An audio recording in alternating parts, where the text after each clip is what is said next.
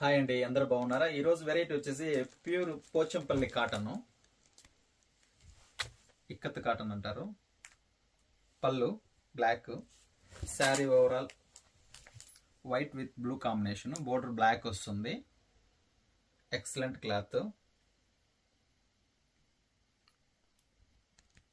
మరొక కలర్ వచ్చేసి పళ్ళు వచ్చేసి మెరూన్ కలర్ వస్తుంది.